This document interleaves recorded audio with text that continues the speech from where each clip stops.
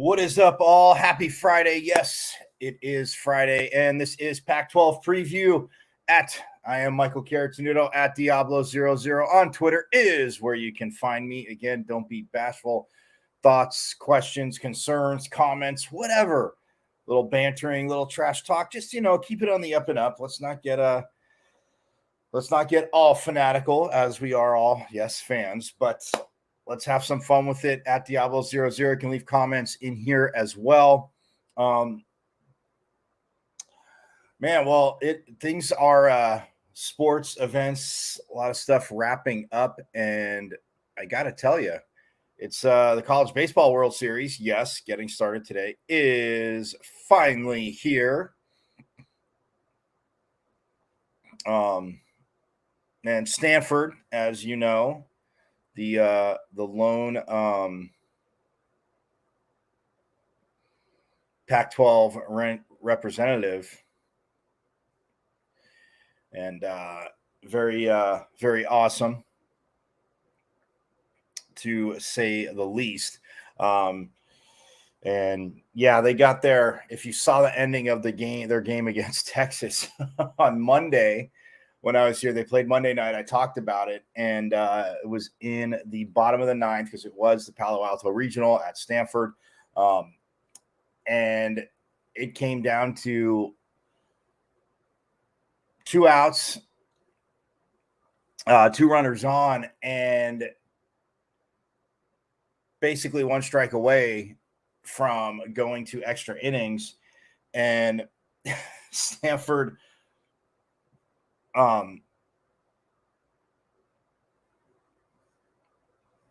has an amazing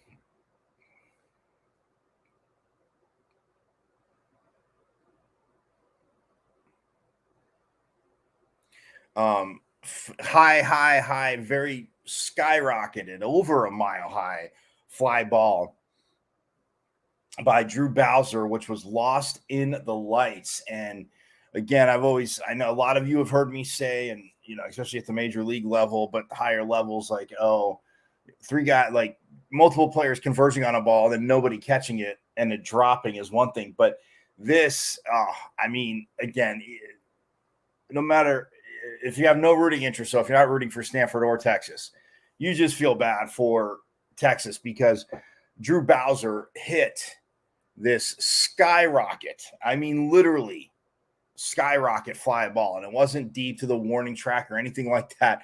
It is just up there, and the ball gets lost in the lights. And you even see when you watch, in real time, they're, trying to find it, but you see the Texas players. My bad. Sorry. You can see the Texas players and their center fielder just kind of like throw his arms out, like the international symbol for where's the ball? And it finally comes down and it literally just hits in shallow center. It's into the outfield, but it comes down and a runner comes around from second to score. So Bowser gets the walk-off pop fly that dropped. And again, I'm not laughing at Texas, I'm just laughing because of all the ways to end a game. If you had that on your bingo card, or I shouldn't even say if you had that on your bingo card. If you bet that, raise your hand. And if you're raising your hand, I respectfully say you are lying. But that's how Stanford ended up beating Texas in the 3rd game on Monday. Tennessee also beat Southern Miss. So that wrapped up the bracket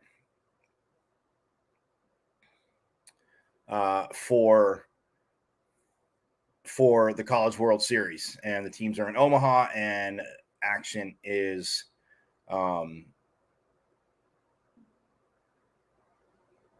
getting started today in Omaha, which is a very exciting time of year. And we will look at the brackets in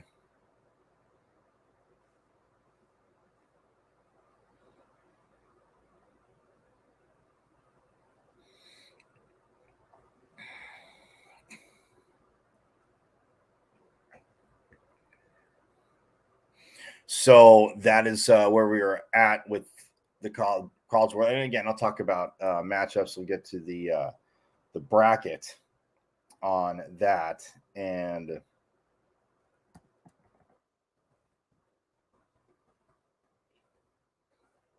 go from there.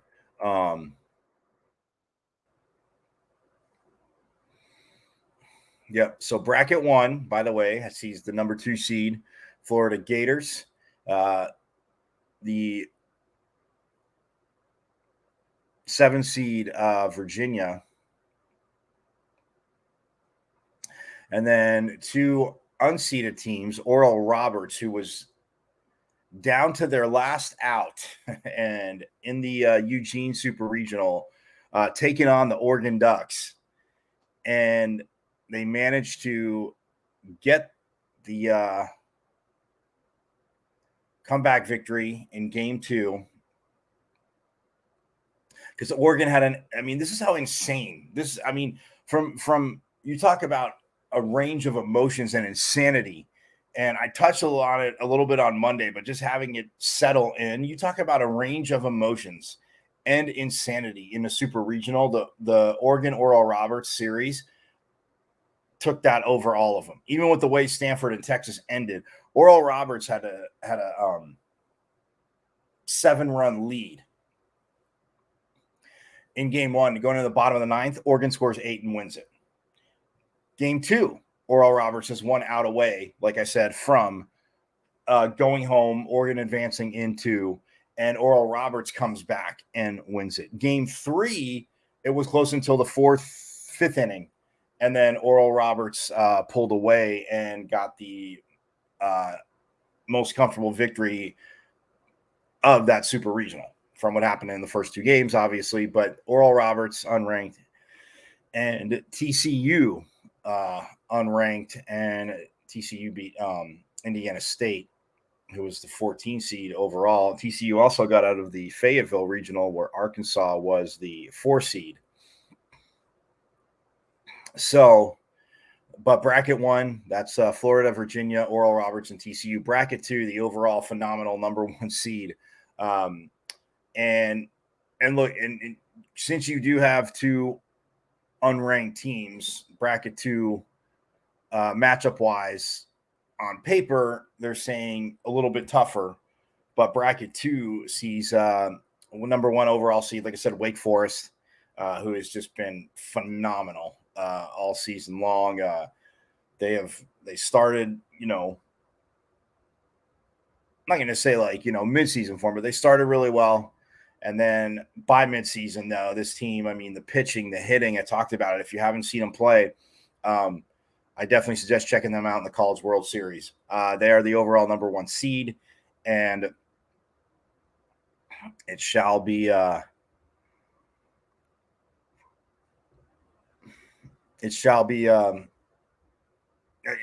very intense because, again, like I said, you have 3 seeded teams. So number 1, Wake Forest, number 5, LSU, number 8, Stanford. Like I said, how they got there, again, adrenaline, whether you want to say it's a little bit of the luck juice, the team not picking up a fly ball. But like I said, go back and watch Bowser's fly ball.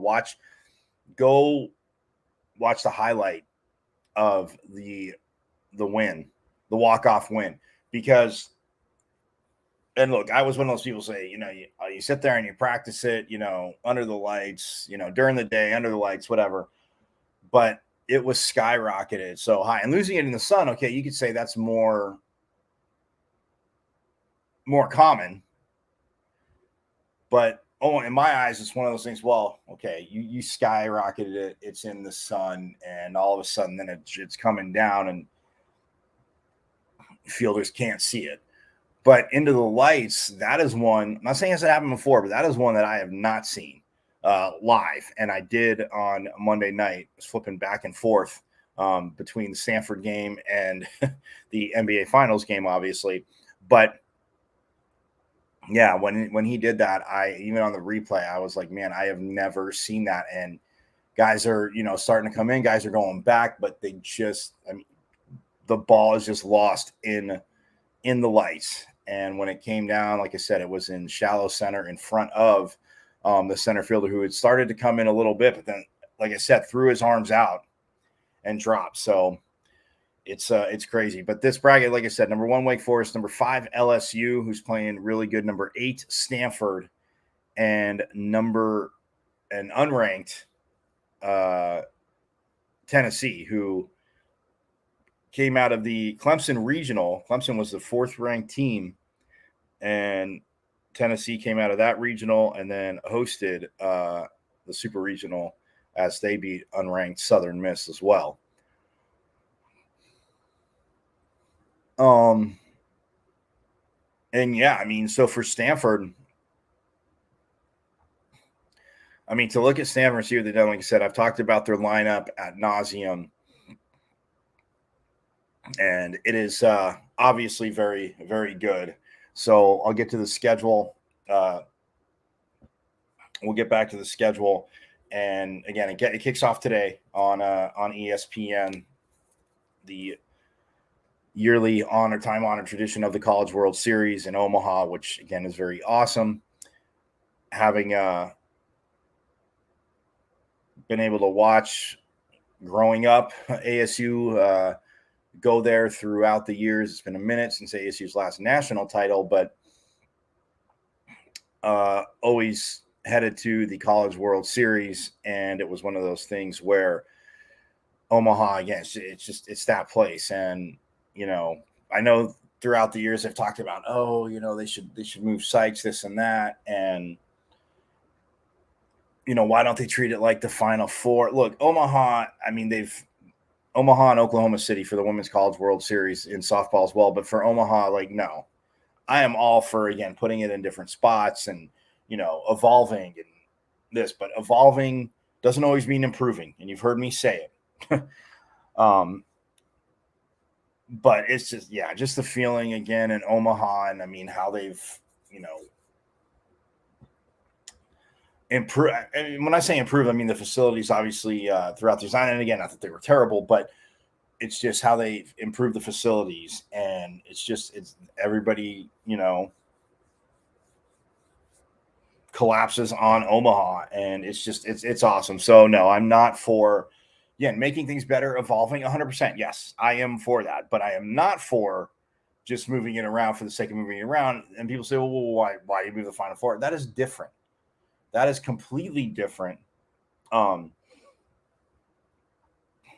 when people say, well, I mean, it's a tournament and, the Final Four always goes to a different spot. But yes, it's not like with baseball and softball with regionals and super regionals, a team can host regionals, obviously being a high enough seed. And if they advance, host the super regional. So,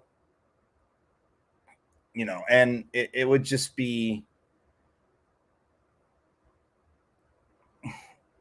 the tradition, again, is good. And like I said, traditions, if something is evolving and moving it forward, but it does nothing, in my eyes, to move it somewhere else. And the difference with basketball, I mean, to finish that up, like you said, cities bid on that every year for the Final Four. So yes, it's another, money-making revenue for the NCAA. Cities bidding on it. Cities make a good amount of money for people, that descend onto that city for the Final Four. So, like, it's going to be here. It's going to be here. It makes it, sometimes it works out great for certain fan bases or for fan base. Oh, it's closer to us, or, oh, it's over here. Well, I mean, actually it's going to be here back in Phoenix again here next year. So the 2024 Final Four, yes, will be here.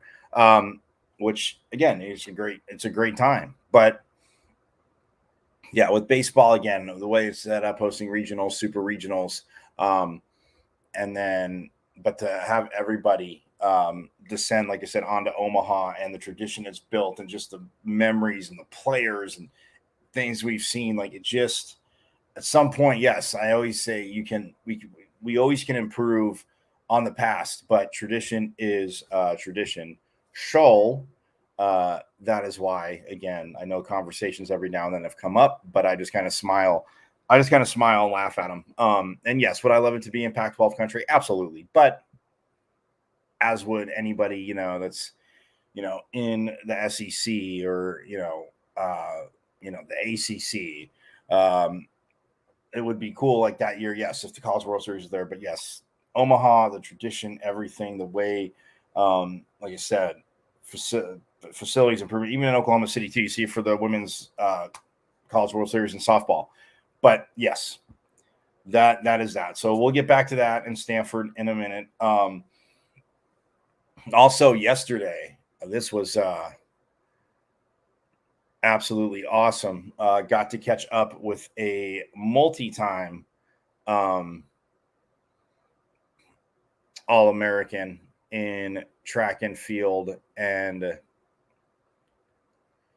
the West Region's Male Field Athlete of the Year, Turner Washington, and got to go out and talk to him and just his road. Obviously having to deal with the pandemic season and everything like that. It's man, it's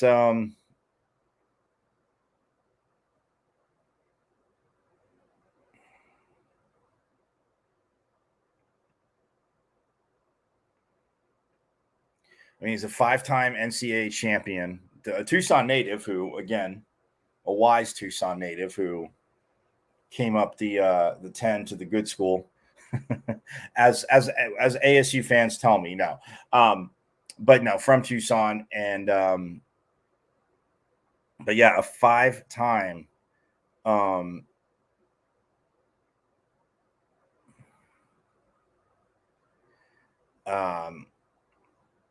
NCAA champion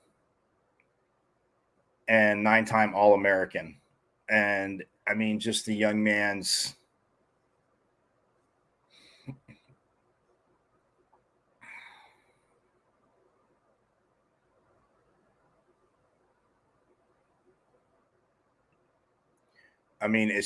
it's awesome. And from the championship, like I said, I mentioned it on Monday, but Turner Washington won in the discus on his last throw. So, and he's a 2-time discus national champion as well.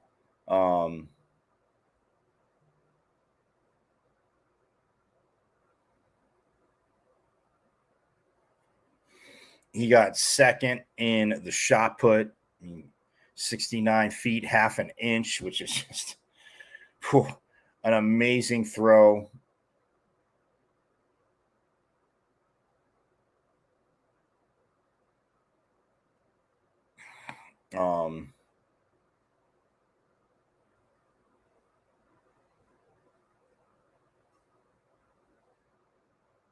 And then in the discus, he threw 217 feet, 3 inches on his last throw to take the gold medal and become a 9-time All-American. I mean, just, again, a great story, an interesting story.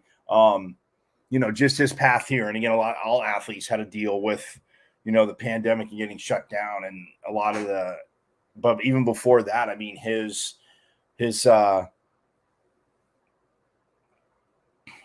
expectations coming out of high school. I mean, Turner Washington, again, absolutely awesome. And with what he did in high school, and then you get to college and you're like, oh, and not that he wasn't putting in the work, he was. And then again, he just talks about, stepping away and stuff like that. So I will get to that too as well. But yeah, and you'll see I got to go out and talk to him yesterday. So you'll see that coming up.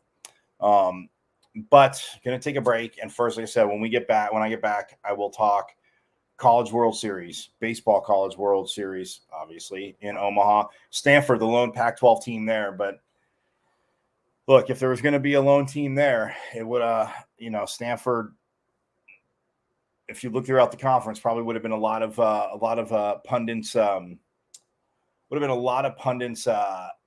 selection, to say the least. Wouldn't be surprised that Stanford, probably more surprised there's not one more team there at least. But again, the Cardinal, what Coach Esker has done, I mean, he's an alum there, and this Stanford team, pitching wise, hitting wise, even if somebody's up, like, I'll get to it. We're going to take a quick break. again, go over the lineup, all that good stuff. But we will talk college baseball World Series, and then then we'll shift in a little sit down with ASU's 9-time All-American, 5-time national champion, Turner Washington, when we get back here on Pac-12 Preview.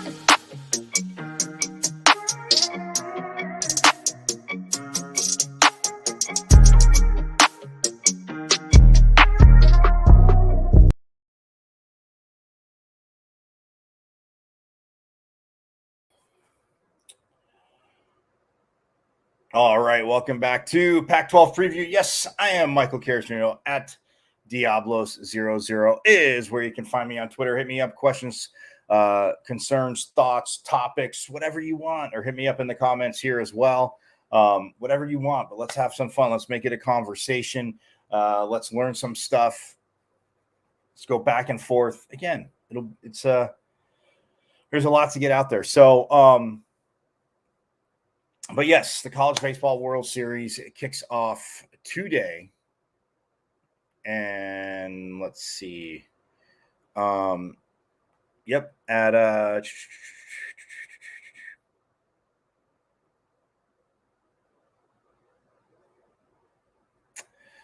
so today we have TCU and Oral Roberts, and Florida and Virginia playing. So that is bracket 2 kicking off today. TCU and Oral Roberts. That's at 5 o'clock Eastern, 2 o'clock Pacific, and Mountain Time on ESPN. And then following that, like I said, number 2 Florida, number 7 Virginia. That is at 7 o'clock Eastern. Oh, yeah. Sorry. So TCU and Oral Roberts, is at 2 o'clock Eastern, 11 a.m. So when we wrap up here, that game will be having its first pitch, or just about having its first pitch, I should say. So 2 o'clock Eastern, 11 a.m. Pacific and Mountain Time, TCU Oral Roberts. 7 o'clock Eastern, 4 o'clock Pacific and Mountain Time. That is Virginia and Florida today. So the two winners of those games will play on Sunday at 7 o'clock Eastern, 4 o'clock Pacific on ESPN as well. All this is on ESPN. I'm not going to keep saying ESPN. All the College World Series is on ESPN, in which then the championship series, all on ESPN. I don't know if they'll put one of the games on ABC. Sometimes they have done that. I mean, for right now it says ESPN, but it could be on ABC. But when we get to the championship matchup, we'll go from there. So, yes, all on ESPN. And so the winner of the TCU Oral Roberts game and the winner of Florida Virginia game will play Sunday at 7 o'clock Eastern Time, 4 o'clock Pacific. The two teams that lose will head to the elimination bracket, and they will also play on Sunday, but that is at 2 o'clock Eastern, 11 a.m. Pacific. And that is from bracket 1. Bracket 2 will get kicked off mañana. That will be tomorrow. And number 1 Wake Forest taking on number 8 Stanford at 2 o'clock Eastern, 11 a.m. Pacific and Mountain Time. And the winner of that game, will take on the winner of number 5 LSU and Tennessee. And that game, again, same time as the other games, or the games today, 7 o'clock Eastern, 4 p.m. Pacific and Mountain Time on ESPN. So the winner of those two games will play on Monday on the 19th. And the winner's bracket game is on, well, is at 7 o'clock Eastern, 4 o'clock Pacific. Before that, though, the two teams that lose those games will play at, again, 2 p.m. Eastern Time and 11 a.m. Pacific on Monday to see who's, well, going on, who's managed to survive one more, at least having one more game, and who is going home. And so then we will so then on the game on the 19th through the two teams that win on the 17th, and this goes for the same thing, the two teams that win on the 16th that play on the 18th. The team that wins that game heads right to the semifinals, and will have 2 full days off. We'll have 2 full days off, and they'll wait for the other team, because the loser of that game, top part of the bracket, and then the winner's bracket on the 18th and 19th, they'll have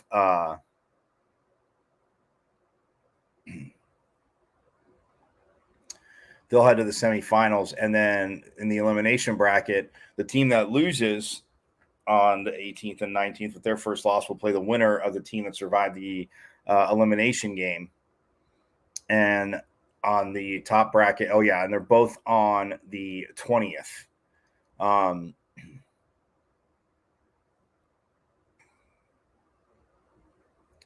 They're both on the 20th. So whoever wins that then will go into the semifinals on the 21st. And so the team,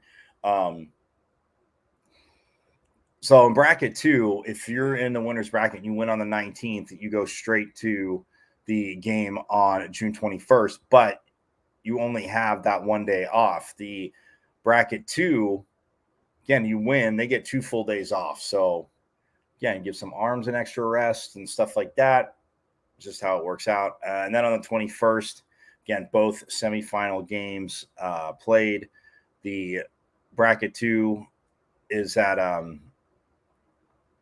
2 p.m. Eastern, 11 a.m. Pacific.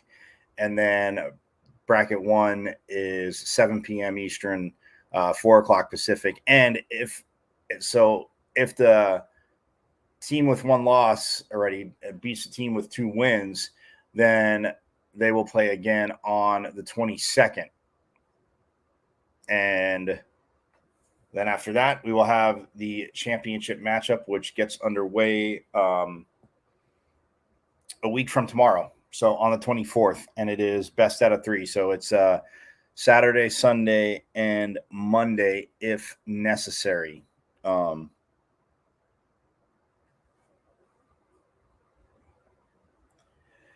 I said, a week from tomorrow. And so the 24th would be game 1, the 25th, game 2. And again, that could be one we see on ABC. It's at 3 o'clock Eastern, noon Pacific. And then game 3, if necessary, on Monday. So that is where we're at. But for Stanford, look, I mean, they have had, and I've talked about it, like insanely great season. Have the Cardinal, and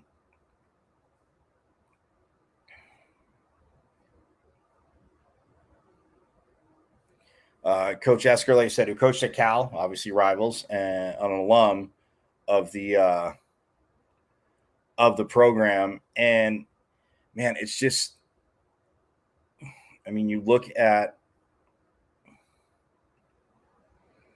Stanford this season, 44-18 overall.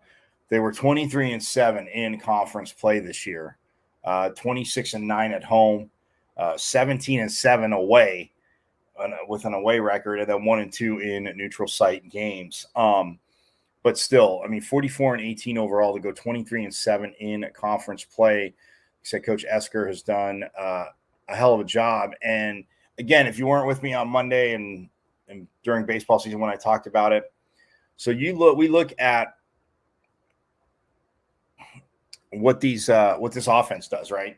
Tommy Troy leading the team, 397 batting average. Alberto Rios, Pac-12 Player of the Year, 387. Yeah, Troy at 397, Rios at 387, Eddie Park at 340, Braden Montgomery, who has hit some monster home runs as well, 336, Owen Cobb, 325, Malcolm Moore, 316, Graham Carter, 312, Drew Bowser, who had the walk-off mile and a half high pop fly that dropped, he's at 275. And then you look at Timo Becerra in lineup, 327.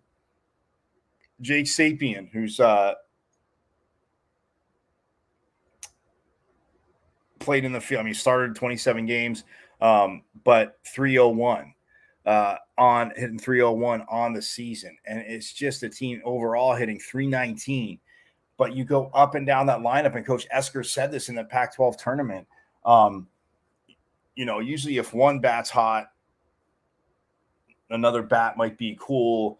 But you just, especially the last half of the season and, charging into the Pac-12 tournament for Stanford, the bats just stayed hot. And to me, it's, when you think about it, it's up and down the lineup. It's like you're not really pitching around somebody to get to somebody else.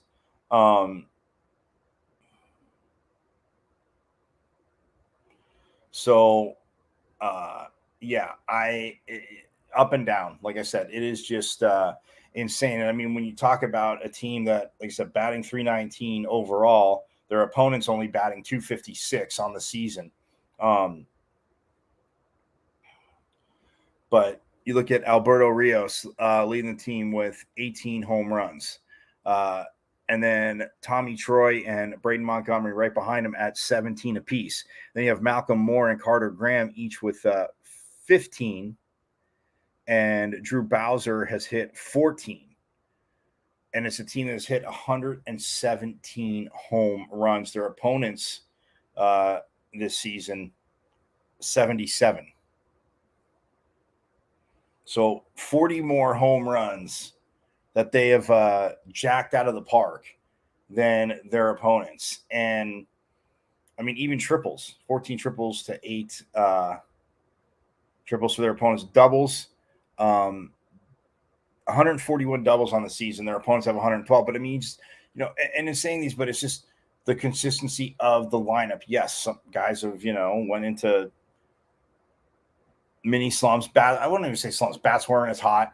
But you go up and down this lineup for Coach Esker, and even at the Pac-12 tournament, seeing them in person at Phoenix Muni against the Sun Devils towards the tail end of regular season conference play, like it's just up and down the lineup. And we talked to Jack Loader, a lot thought Stanford after last year with what they lost players into the draft that like they wouldn't be bad, but it wouldn't be the same. And yeah, they don't have to rebuild. Guys stepped up, guys waited their turn, a la Alberto Rios, who talked about it in the Pac-12 tournament.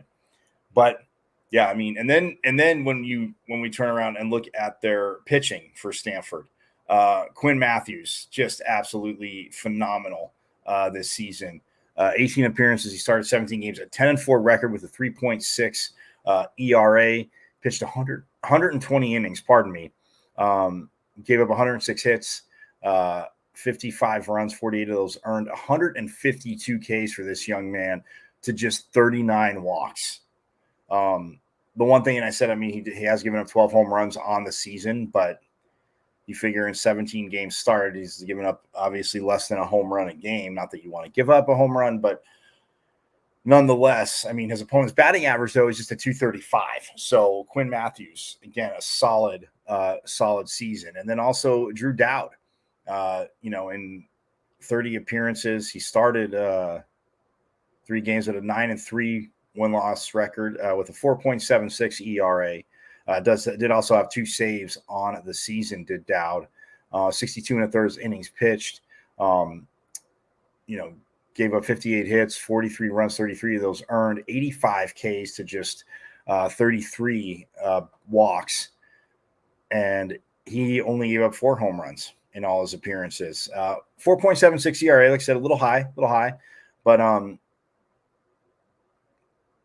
and then when you get into the bullpen and the relief pitchers, I mean, Ryan Bruno on the end, I talked about him all year. Yes, his ERA is a little high, 5.18.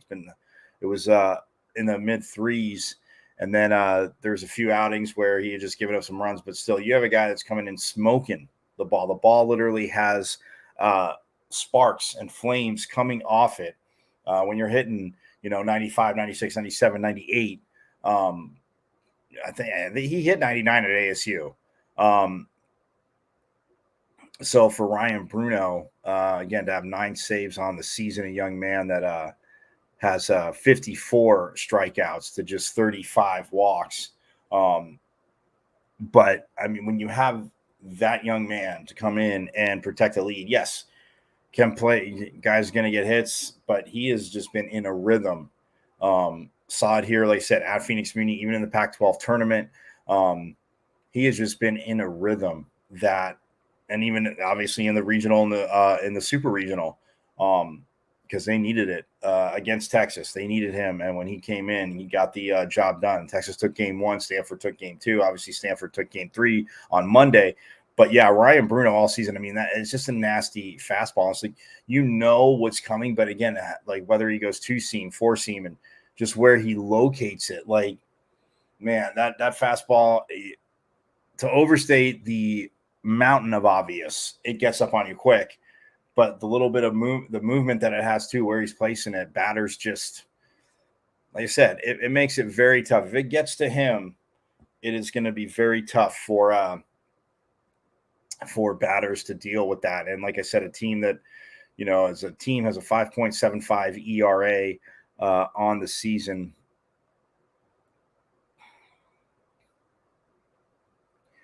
And who's pitching again has, you look at this real quick. I mean, the hits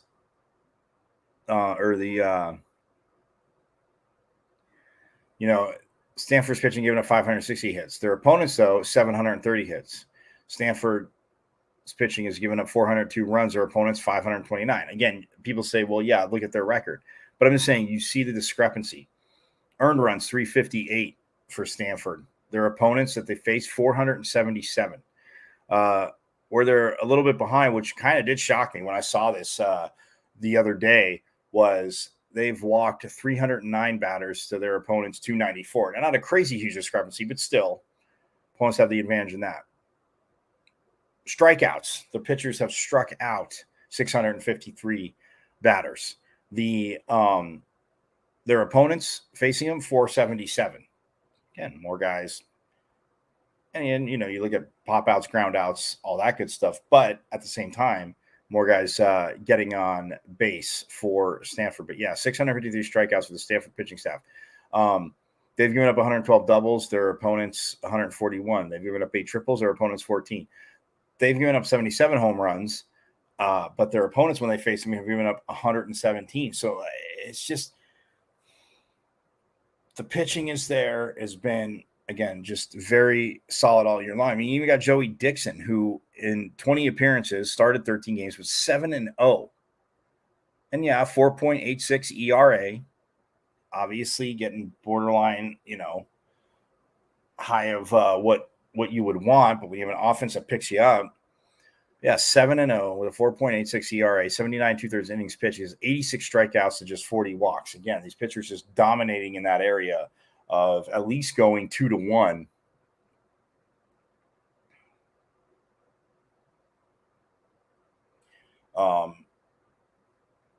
And even, guys out of the ball, a lot of them going just about 2-1.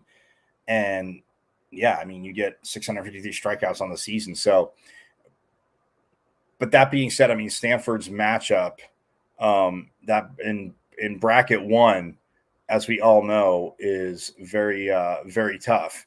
And like I said, they get to start off with Wake Forest. How you doing? Have a good day. Here's the overall number 1 seed in the nation, who has earned it, who has played like it all year. And Stanford has done that. So I look forward to see what they're going to do. I think I love this matchup with Wake Forest, which we will not see until tomorrow. Like I said, 2 o'clock Eastern, 11 a.m. Pacific on ESPN. Check it out. Coach Esker, his team, this offense, pitching, everything. And you get to see him against Wake Forest. So, again, and if they were to lose that game, I would not be surprised, again, if they get back there to take on Wake Forest again. So, but they could win this game. Again, Wake Forest is a big favorite, as they should be. Like I said, if you've seen them play and saw them play early in the season, saw them play in the middle of the season, and saw them play late in the season, and yeah, it just, that was locomotive never, it started out consistent and it just picked up.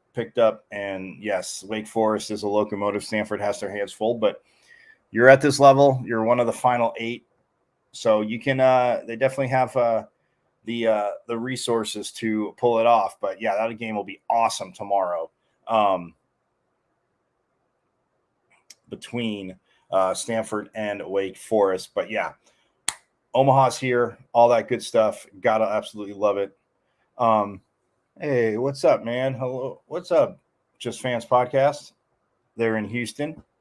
Absolutely stoked. Thanks for checking it out. And yeah, Houston, well, you're in the middle of, well, obviously being in Texas, and I know Houston's not in the Big 12, but all this mix and match and all that stuff, I'm going to get to that. I know I teased it on Monday, but yeah, I'll talk about that at the end. But I'm going to take a quick break. When we get back, you're going to hear from a 5-time national champion, a 9-time All-American, and won the discus NCAA championships this year. Again, a 2-time discus champion on his last throw. That is Sun Devil Turner Washington, and I will talk to him. You'll hear from him next here on Pac-12 Preview.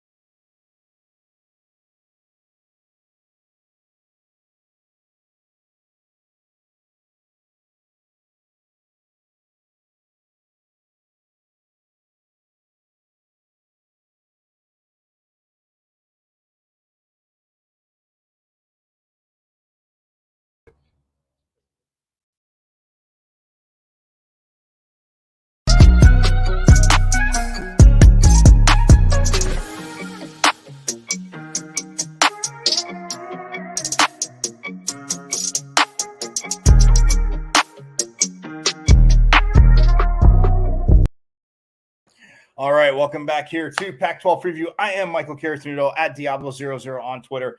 And yes, let's get right to it. Again, I said a 5-time national champion, a 9-time All-American, won the discus national champion on his last throw, over 217 feet, just launching the discus. A Tucson native that came up to Tempe to run track at Arizona State. And we caught up with Turner Washington yesterday. All right, so Turner, obviously, I mean, another great season. I mean, track, obviously, I've always minor experience in, but I mean, a complete individual team sport. But I mean, your success obviously helps the team. But I mean, when your journey first started, I mean, I'm sure you knew you had it in you, but could you imagine it just getting to this level? Yeah, getting to this level. Like when I came into college, like my freshman year, I had this whole like thought in my head, I'm going to come in and I'm going to take over, you know, I'm going to win my first year and I'm going to keep on winning. And then that first year, just not what I was expecting, kind of like a wake up call from, hey, this is big boy track. This isn't high school anymore. And then to be able to come up here and like feel like right away, like, hey, like I remember walking through that parking garage in my visit. I'm like, this is home. This is where I need to be at this moment in time. And then to go into that first year, redshirt year, through 2081 in the shot put, first time really like competing in the shot, and I was like, okay, like, hey, I still got some of this. I'm like, I still got it. And then that was like, that whole year was like, I still got it kind of year. And then going into the next year, I'm ready to bring it. COVID happens, it shuts everything down. And then it's just me, the boys, lifting weights in the garage, just getting ready. And it was that period of time where it's like, you have nothing going on and all you want to do is get back in the circle. And then we do. And then we're training, and things start going well. It's clicking. And then boom, national record there. Then the ball keeps rolling. Then to a national championship, then 2 more that season, Bowerman finalists, and I'm like, I'm done. I'm ready to go. You know, I'm the man. I'm gonna come next year. I'm gonna do 1 more year, then I'm gonna go pro, and that's gonna be it. I'm done with college. I'm gonna be it. And then the next year comes, and just things are not. It wasn't as easy. Maybe just not as focused. You know, like when you're like complacency kind of crept in to where I didn't have the same fall training that I would traditionally have and the same sort of focus. And then it kicked me that season to the point where my whole career, it's always been like, I'm Turner Washington, the thrower. My dream was like, hey, I want to win the Olympics one day. And then if I get hit by a bus on the way out, like, that's it. Like, I won the Olympics. It doesn't get better than that. And then when you have that moment where you're like, ooh, will I ever reach that point? But then all you've ever thought of yourself is just, hey, I'm just this athlete. Like, I was the son of Anthony Washington. I'm this athlete. I'm supposed to go and do this, restore American throwing, like the lofty ideas of a kid, but it crept in, and that's where I didn't see myself in different avenues of life. And then deciding like, hey, I don't want to do this sport anymore. Like, I don't like the way it's making me feel, like just my general outlook in general. And that led to me retiring because like, you know, I'm done, don't want to do it. And then as summer kept in, that's like I started dating my girlfriend at that kind of moment. And then just through her and like us building this relationship, I started like seeing like a life outside of just training, outside of just track and field, to where then when I was approached, said, hey, like, you want to come back? And I was kind of like, yeah, I want to come back, get my school paid for. You know, it was like, I felt like I had done enough. Now I'm just going to reap the rewards. And as the weeks kind of crept on, it was kind of like, oh, I'm starting to feel that, like, I'm starting to find the sport again and the love and the passion for the craft and what I was doing. And then as those kind of like weeks went on, I started feeling that like fire, that competitive, but would like pull back, honestly, because I was like afraid to fully embrace and like, do I really want to dive off this ledge back into this whole like mindset and approach? But this where like this time where I was like open with my coaches, open with my family, and having the people around like willing to listen, to where like when I was able to dive off, it was like in a healthy manner. And that the shot, like the indoor season wasn't the best. It's not what I wanted by any means. And throughout basically up until the regionals meet, I was like, oh, there's some distances that we're starting to see. And then then regionals happens. I'm like, okay, I'm good at shot put again. And then going into that shot put meet, it was kind of like, I think I can win this meet. Be honestly, out of the simple fact that Jordan Geis, he's better shot putter than me. And then he threw hammer in the dead heat. So I'm kind of like, okay, I got him. He's going to be tired.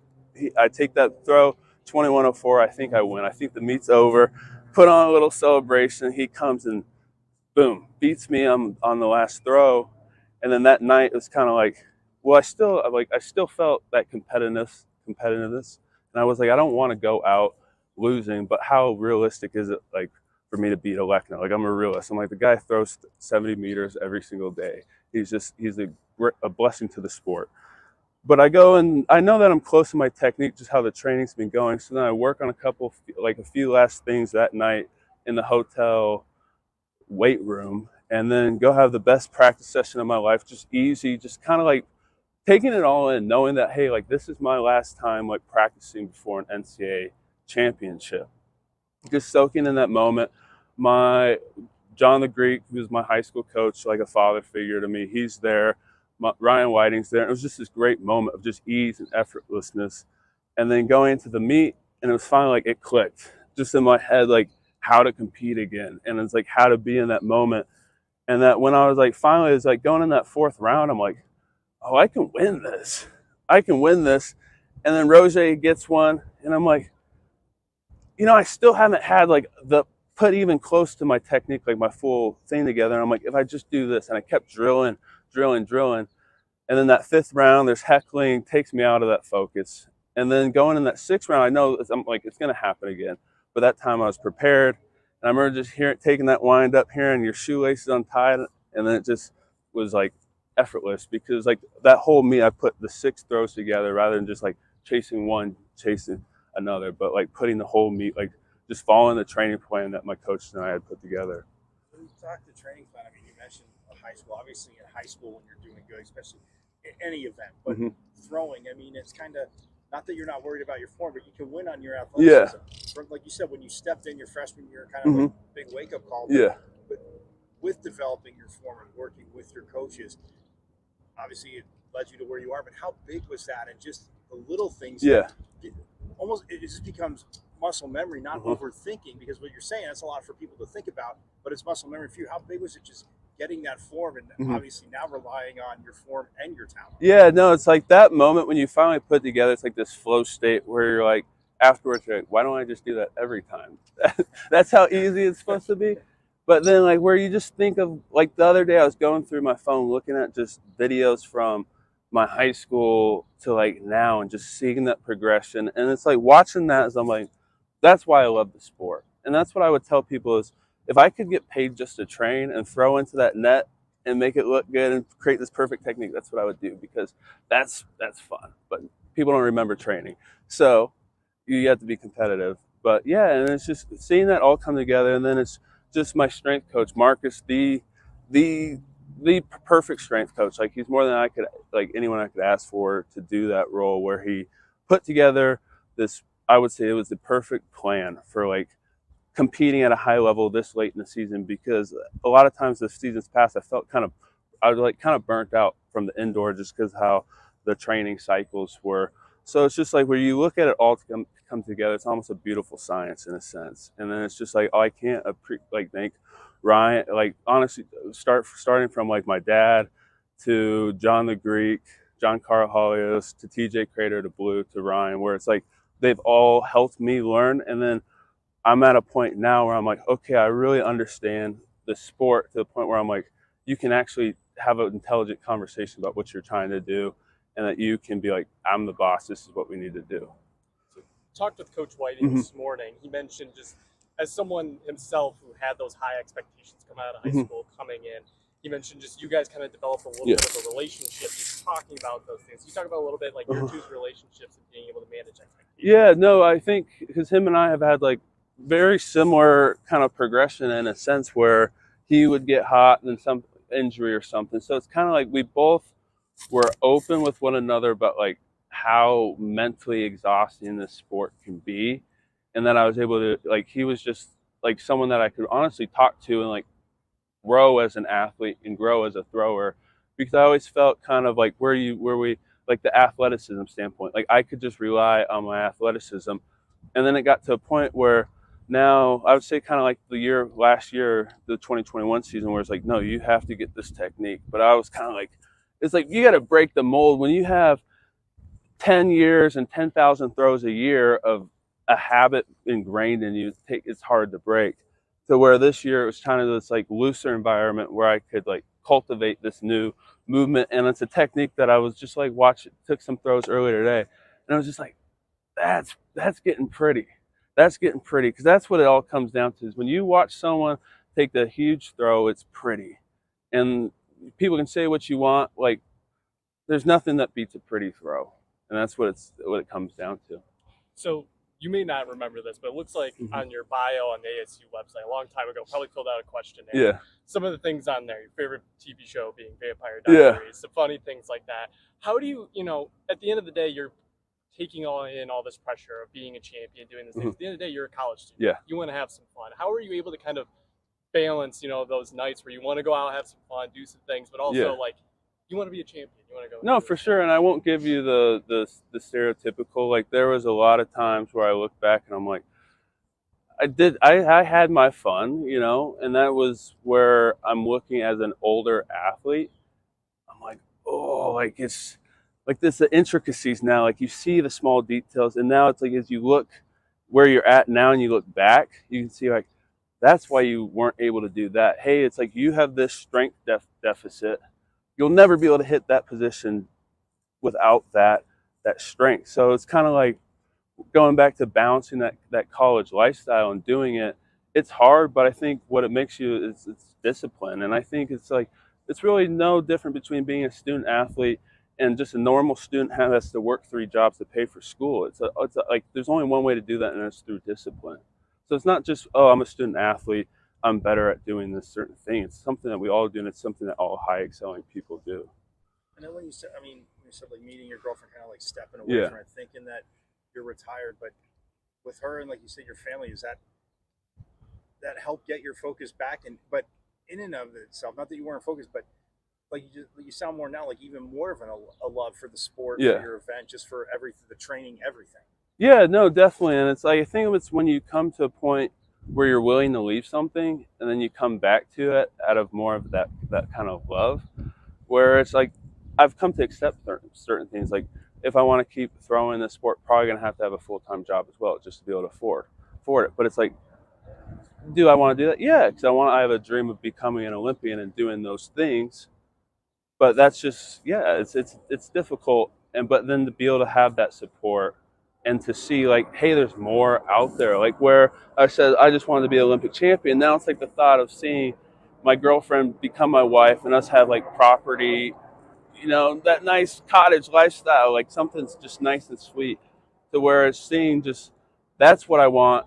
Throwing is a way for me to get there. It's not it's not gonna create that. It's like throwing is it's become like a platform, and I think that's what it's always supposed to be. Yeah. And then with like wanting to get to the Olympics, like you said, guys that are doing things like where they're at, but like what are the next steps now for you going forward to get there? Yeah, next steps I would say first starting with USA's. That's this like July 6th I'll be throwing, and that comes down to one, I gotta hit the 67 meter standard, because if I hit that, then I'm automatically going, and it doesn't matter like my world ranking. But sitting right now, I'm 18th in the world, and top 35 I think is what goes. So if a good USA's, that's what's focused on. And I think it's just kind of like the last Friday, the national championship was more like what I'm saying, like a stepping stone, where I watched the video and you see that, okay, that throw wasn't that great. And then it's seeing like, okay, I can throw this distance now. And now I have that drive and that confidence. Really what it is confidence to know you can walk in the circle and do those kind of things. Because when you get stuck there, you start believing like, oh, this is all I can do? Like what? There's too much to fix. It's too big. And that's one thing that happened this year, is where I kind of was never like, I got to have this technique by this date, and then I'm going to compete with it. Where I kept developing the technique as the season went on, where it going once again back to the athleticism, is I could get away doing certain things that other people couldn't. But now trying to work towards that not perfect, it's never going to be perfect, but that technique that is good enough to win. It's like to keep people on pins and needles. So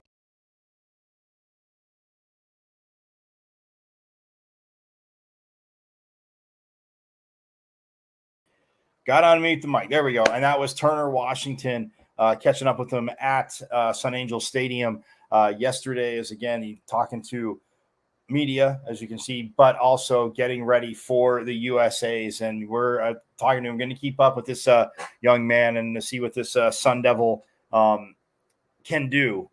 And just an awesome guy. I mean, to put it in perspective, you heard him talk about it. Like he stepped away, came in as a freshman, had a good season, but it was like, wow. And then, talking about how the pandemic hit, but, meeting his girlfriend, that's not why he stepped away. She didn't say, oh, you have to step away. He wasn't saying that, but just feeling that, okay, maybe you can step away. And then coaches gave him a space, and he said, talk to him. And then he came back, and it's just, you're reinvigorated. And if you love a sport and, that love comes out through. But like you said, I mean, just as overall, and, haven't seen him grow, obviously, the past few years, being around him a little bit, but just the attitude of, yeah, he's a competitor. He wants to win. He wants to get to the Olympics. He has that vision, and he's got USA's coming up next month. So we will definitely keep up with Turner Washington. I talked to him, going to have him on the show again. Just want him to keep just, grinding and getting to the Olympics, obviously representing his country himself. But of course, the Sun Devils, got to have Sun Devils there. But yeah, again, a 9-time All-American, a 5-time national champion. And like you said there, wrap it up, just to finish, to win the discus gold medal at the NCAAs on his last throw.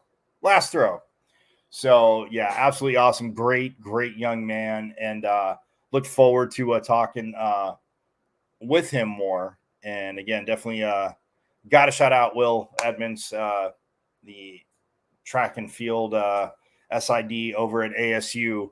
Again, keeping us in media relations there, keeping us up to date on what he's done all season. And again, the 4x1 team and the 4x4 team. Little tease going to have members of, I want to say, the 4x1 team on. And next week, we're going to work that out with Will. But yes, so aim for next Friday for that.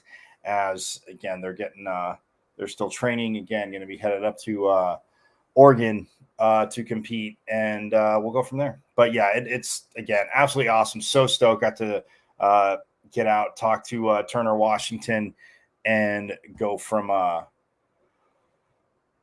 there. So yeah, just again, great young man. But again, got to shout out Will Edmonds for getting that all set up. So I'm going to get out of here. Again, you guys enjoy your weekend. College Baseball World Series is here on ESPN. I told you that all weekend long. Again, Stanford will get going tomorrow against overall top seed Wake Forest. They're number 8 seed. So again, should be phenomenal. But you have Florida and Virginia tonight, along with Oral Roberts